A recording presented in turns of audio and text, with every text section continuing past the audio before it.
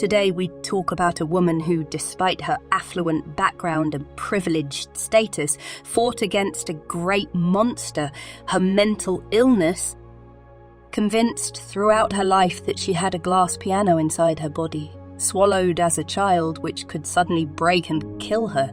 Today we speak about the incredible story of Empress Sissi's cousin, Alexandra Amalia of Bavaria. Hello and welcome. If you would like to see more from Untold History Women, then just click on that subscribe button. Now, let's start today's video. Alexandra Amalia of Bavaria was a princess from the House of Wittelsbach, born on August 26, 1826 in Aschaffenburg, Germany. She was the fifth daughter of King Ludwig I of Bavaria and Queen Therese of Saxe-Hildburghausen. One of her brothers was the future Prince Regent Leopold. She was very close to her mother throughout her life and aimed to support her father after her mother's passing. Alexandra was devoted to literature, spending her life immersed in it. She was skilled in horseback riding and owned 4 horses.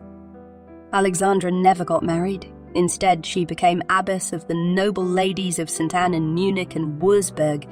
Once Prince Louis Bonaparte wanted to marry her, but since he was divorced, her father, King Louis I, refused. He cited her poor health and the fact that he couldn't marry his daughter to a Napoleon as reasons. In fact, despite her literature achievement, Alexandra displayed certain eccentricities, including an intense obsession with cleanliness. She insisted on having her clothes brushed daily, and her afternoon cleansing rituals could last for hours. Her father even instructed her to rest by 11 p.m. to manage her routines. As she grew older, she developed peculiar beliefs, such as the illusion of having swallowed a glass piano as a child. Once, when she needed to vomit, her staff threw a small piano model into her mouth, convincing her that she had expelled the imaginary furniture. These and other behavioural disorders, including a fear of being touched, may have contributed to her inability to marry. Despite a 3-year stay in the Illinois mental institution, her suffering persisted. Alexandra's peculiar condition drew parallels to historical cases like that of Charles VI of France and his glass delusion. He believed his body was made of glass and feared its shattering. Alexandra believed she had swallowed a glass piano, fearing it might shatter inside her if she bumped into anything or anyone. Scholars speculate that her obsession with cleanliness and her preference for white clothes may have been symptoms of a mental illness akin to modern obsessive-compulsive disorder. This delusion likely emerged in response to the scandal involving her father, King Ludwig I, who granted titles to his mistress, Lola Montez. The resulting turmoil within the royal household could have triggered Alexandra's fragile mental state.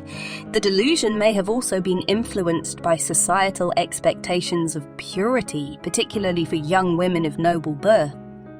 Historically, the glass delusion was linked to melancholy and was prevalent among the nobility, possibly due to the intense pressure to maintain purity until marriage. While Alexandra's case was unique in its manifestation, it reflects a broader pattern of psychological distress among the aristocracy during that era. Despite her mental disorders, Alexandra remained actively engaged in social activities. She helped the poor in Aschaffenburg, founding a kitchen in 1860. After her father's death, she inherited his natural history collection. She started her career as writer in 1852 with Weihnachtsrossen. Then came Die Elle Souvenirs in 1853. Feldblumen followed in 1856, with proceeds going to an orphanage. In 1862, she translated some romances by Eugenio Fauet into German, and the following year Thautropfen, a collection of stories that she translated from French to German, and some written by herself. In 1870, Alexandra translated children's plays into German. Unfortunately, as Alexandra aged, despite her deep love for literature, her mental health declined. She died at the age of 49 in Nymphenburg Palace in 1875. Her body was buried in the crypt of Theatinerkirche in the German capital. And you guys, did you know the incredible story of this interesting princess? Let me know in the comments below.